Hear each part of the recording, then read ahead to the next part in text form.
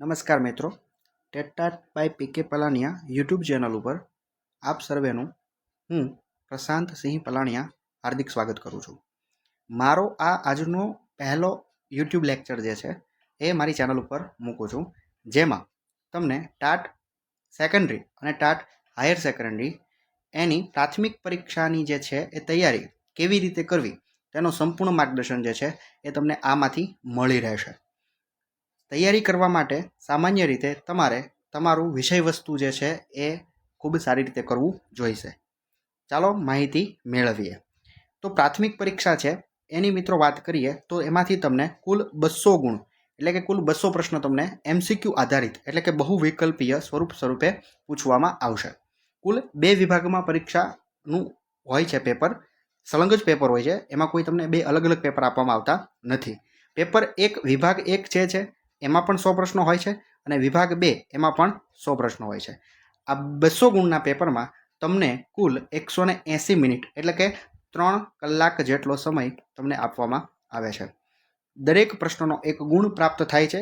જો તમારો પ્રશ્ન ખોટો હોય તો તમને 0.25 ગુણ જે છે એ માઇનસ સિસ્ટમ ટૂંકમાં આમાં હોય છે. ગુજરાત સરકાર દ્વારા લેવામાં આવતી તમામ પરીક્ષાઓમાં આ પદ્ધતિ છે.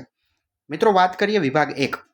તો વિભાગ 1 છે એ સામાન્ય અભ્યાસ છે. સામાન્ય અભ્યાસ એટલે તમારો વિષય કોઈ પણ હોય, એ ચાહે ગણિત વિજ્ઞાન હોય, સમાજ હોય, ભાષા હોય, કોઈ પણ તમારો મુખ્ય વિષય હોય, પણ તમારે આ પેપર આપવાનું છે. તો એમાં 100 પ્રશ્નો કુલ હશે. 100 પ્રશ્નો હશે અને તમામ ઉમેદવારો માટે આ 100 પ્રશ્નો ફરજિયાત છે. મિત્રો વાત કરીએ એમાં તો સામાન્ય જ્ઞાન અને શિક્ષણ વર્તમાન પ્રવાહ એ 100માંથી પણ એ 20 પ્રશ્નો જે છે એ સામાન્ય જ્ઞાન અને શિક્ષણના વર્તમાન પ્રવાહને આધારિત હશે. મૂળભૂત ફરજો જે બંધારણની મૂળભૂત ફરજો છે, આર્ટિકલ 51A એ તમે જોશો તો આમાંથી પણ એકાદો પ્રશ્ન હોય છે. ગયા વર્ષે આમાંથી પણ પ્રશ્નો હતા.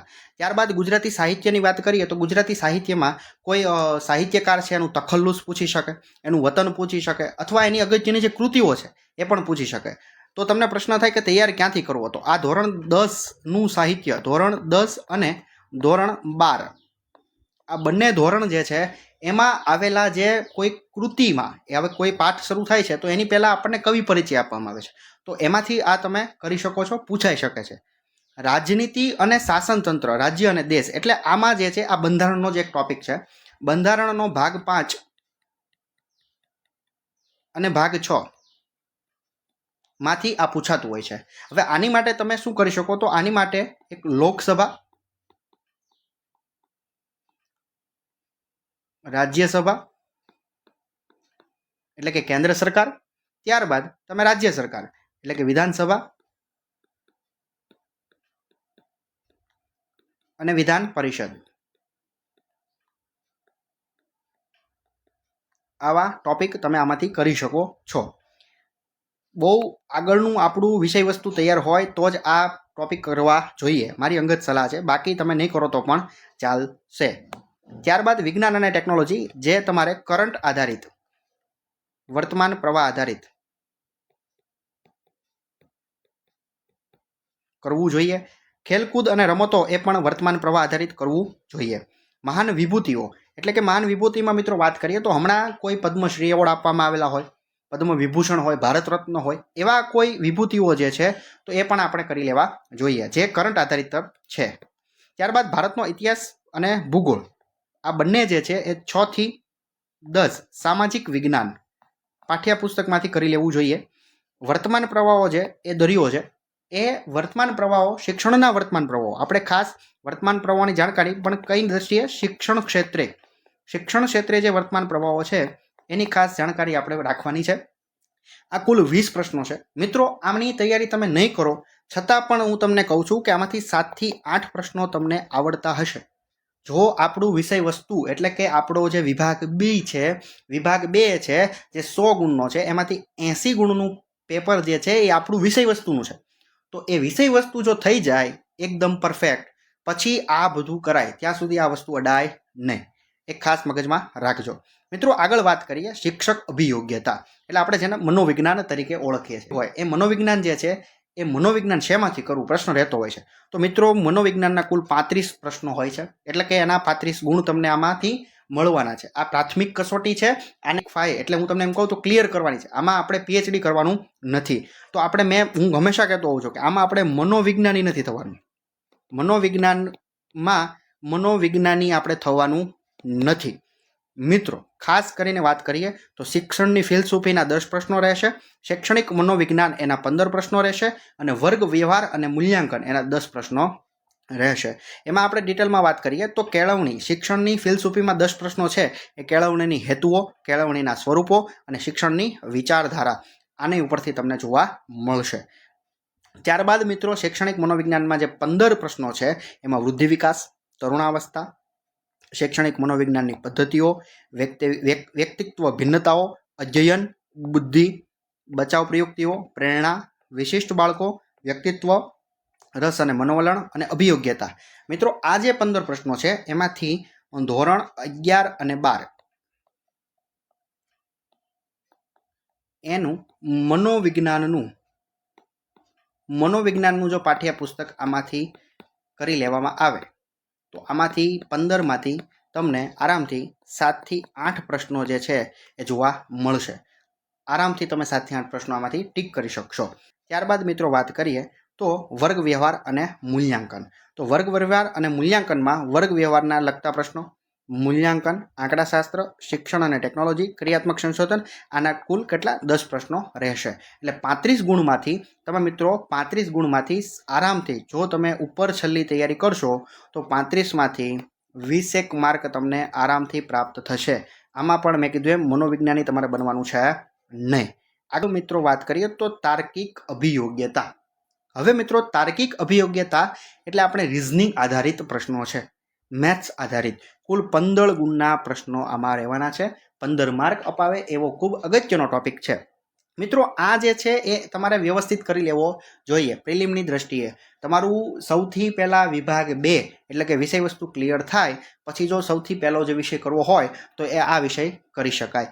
15 ગુણ ઇઝી બધા ચેપ્ટરો છે અને આમાંથી ખૂબ સારા માર્ક તમે મેળવી શકો છો। આમાંથી જો મિત્રો વાત કરવામાં આવે તો પણ એક શ્રેણી, ખૂટતી શ્રેણી, બરોબર, લાઇનમાં તમને શ્રેણી આપી હોય એમાં કે આ ખૂટતો અંક કયો આવશે એવા પ્રકારના પ્રશ્નો છે। ત્યારબાદ લોહીના સંબંધો આવા પ્રશ્નો જે છે એ પણ આમાંથી પૂછાતા હોય છે। ત્યારબાદ ખૂટતો અંક છે, પઝલ ટાઈપ, તો આવા બધા પ્રશ્નો જે છે આમાંથી પૂછાતા હોય છે। તાર્કિક અભિયોગ્યતા તમારે 10+ માર્ક જે છે એ આરામથી તમે મેળવી શકો છો, પ્રાપ્ત કરી શકો છો। એટલે આ વિષય ઉપર તમારે ખાસ ભાર મૂકવું જોઈએ। રિઝનિંગ સારું હોય એ આ ચેપ્ટર કરી શકે છે, આ ટોપિક કરી શકે છે। ત્યારબાદ મિત્રો વાત કરીએ ગુજરાતીના કુલ 15 પ્રશ્નો આપવામાં આવેલા છે। મિત્રો ખાસ એક મગજમાં વિચારી લેજો, તમે સિલેબસ ન જોયો હોય, તમારો અભ્યાસક્રમ તમે ન જોયો હોય તો એનું જે નોટિફિકેશન જાહેરનામું આપવામાં આવ્યું છે એમાં ખાસ જોઈ લેજો। વ્યાકરણમાં શું છે એ ખાસ જોવાનું છે। જોડણી છે, વિરોધી, સમાનાર્થી, શબ્દ સમૂહ માટે એક શબ્દ, વિરામચિહ્નો, અનેકાર્થી, પર્યાય શબ્દો, આવા ટોપિક છે। નહીં કે છંદ, નહીં કે અલંકાર, આવા કોઈ ટોપિક જે છે એ તમારા સિલેબસમાં આપવામાં આવેલા નથી। એટલે મારું એવું માનવું છે કે સૌથી વધારે તૈયારી જે છે એ તમારે વ્યાકરણ વિભાગમાં ખાસ સમાનાર્થી વિરુદ્ધાર્થી ઉપર કરવાની રહેશે।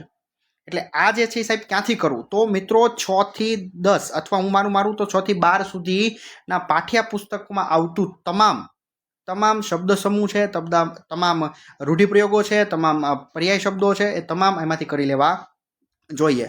જો આની વિશિષ્ટ તૈયારી તમારે કરવી હોય તો આપણી ટેલિગ્રામ ચેનલ છે ટેટાટ બાય પીકે પલાનિયા, આમાંથી તમે કરી શકો છો। મિત્રો આગળ વાત કરીએ અંગ્રેજી ભાષા, તો અંગ્રેજી ભાષાના પણ 15 પ્રશ્નો હોય છે। એટલે કે ગુજરાતી ભાષા અને અંગ્રેજી ભાષા એમ કુલ 15 + 15 એટલે કે 30 ગુણનું પૂછાવામાં આવવાનું છે। ખાસ કરીને 12મા ધોરણ સુધીનું કરવાનું છે, ખાસ યાદ રાખજો 12મા ધોરણ સુધીનું કરવાનું છે। ભાષાંતરનો એક પ્રશ્ન હશે, એટલે કે તમને કોઈ વાક્ય છે ગુજરાતીમાં આપવામાં આવ્યું હોય અને પૂછવામાં આવ્યું હોય કે આનું અંગ્રેજી શું થશે, નીચેના 4 ઓપ્શનમાંથી તમારે કોઈ ટીક કરવાનો હોય છે।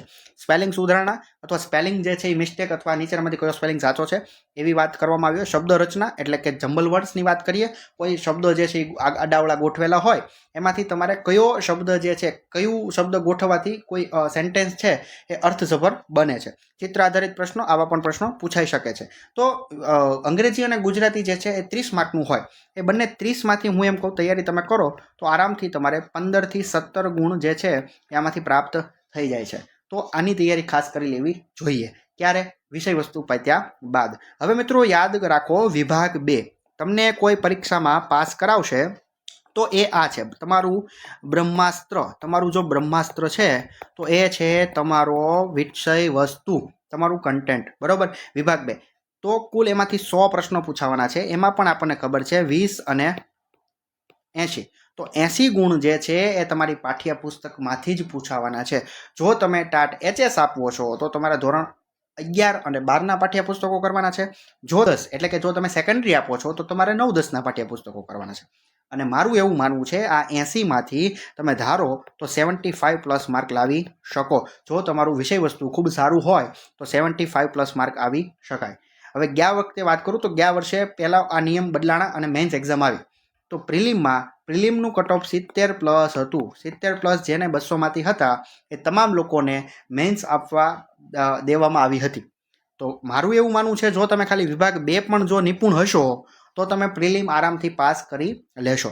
પણ આપણે હવે એવું જોતા લાગે છે કે તમારે કટ ઓફ કદાચ 100+ અથવા 110+ તમારે લાવવા હોય તો તમારે મેં કીધા એ સબ્જેક્ટ ઉપર વધારે ધ્યાન આપવું જોઈએ. જેમ કે રિઝનિંગ છે એટલે કે તાર્કિક ક્ષમતાવાળો પોઈન્ટ છે, ગુજરાતી છે, ઇંગ્લિશ છે, એ તમારે ખૂબ ધ્યાનથી કરી લેવું જોઈએ.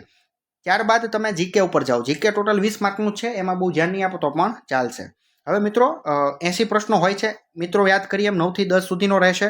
હવે એ લેટેસ્ટ પુસ્તકો જે છે એ તમારે લઈ લેવાના છે, અથવા તમે શાળા મિત્ર જે છે એમાંથી પણ તમે વાંચન કરી શકો છો, અથવા ખરીદી કરી લેવાની ધોરણ 9 અને ધોરણ 10નું પાઠ્યપુસ્તક જે લેટેસ્ટ છે એ, બરોબર. અને સ્નાતક કક્ષા સુધીનો એનું કઠિનતા મૂલ્ય રહેતું હોય છે. હવે મિત્રો વાત કરીએ વિષય વસ્તુ આધારિત પ્રશ્નો, જે 20 ગુણ પ્રશ્નો હોય છે, જેને આપણે પેડાગોજી તરીકે ઓળખીએ છીએ. તો આ જે વિષયો જે છે એને ખાસ કરીને જે રેગ્યુલર બીએડ કરેલું હોય અથવા બીએડમાં સારી રીતે વાંચન કરેલું હોય અથવા તાજેતરમાં જ બીએડ જો પૂરું થયું હોય તો એને આ પેડાગોજી શું કહેવાય એ એને ખ્યાલ છે, બરોબર. પદ્ધતિ શાસ્ત્ર આપણે એને શું કહીએ છીએ? પદ્ધતિ શાસ્ત્ર. તો આ જે ટોપિક છે એ તમે ઘણીવાર નહીં કરો તો પણ ચાલશે, પણ કેવી વસ્તુ છે કે આ પ્રશ્નો તમને ઓટોમેટિક આવડે કે વસ્તુને કોઈ વિદ્યાર્થી છે અને મારે આ વસ્તુ શીખવવી છે તો નીચેનામાંથી કઈ પદ્ધતિનો ઉપયોગ કરું. જેમ કે તમે ઘણીવાર જોતા હશો તો બીએડમાં આવે આગમન પદ્ધતિ અને નિગમન પદ્ધતિ. તો આગમન અને નિગમન પદ્ધતિ જે છે એના જે પ્રશ્નો પૂછાય છે પેડાગોજી આધારિત પ્રશ્નો છે. તો આવા પ્રશ્નો જે છે એ તમને પૂછાતા હોય છે, જેના 20 ગુણ છે. થોડીક એવી તૈયારી કરજો. આમાં ખાસી એવી તૈયારી ન કરો તો પણ ચાલશે. એવું બધું ના વિચારતા કે મને પદ્ધતિશાસ્ત્ર નથી આવડતું. મિત્રો પદ્ધતિશાસ્ત્ર કરવામાં રહી જવામાં આ 80 ગુણના જે પ્રશ્નો છે એ ન રહી જાય એનું ખાસ તમારે ધ્યાન રાખવું જોઈએ. હવે મારો વાત અહીંયા હું પૂરી કરું છું. તમને તમામને શુભેચ્છાઓ. ચેનલમાં જોડાઈ રહેજો. આપણે આવા અવનવા વિડીયો જે છે એ ચેનલ ઉપર મૂકશું. કુલ 200 ગુણમાંથી તમે 110+ લઈ આવો એટલે તમને મુખ્ય પરીક્ષા માટે એલિજિબલ થઈ જશો. મુખ્ય પરીક્ષા તમને આપવામાં કોઈ વાંધો આવશે નહીં. મુખ્ય પરીક્ષા તમે પાસ કરી શકશો આરામથી, બરોબર. અને મુખ્ય પરીક્ષા કેમ પાસ કરવી એની પણ આપણે આ જ યુટ્યુબ ચેનલ ઉપર તમને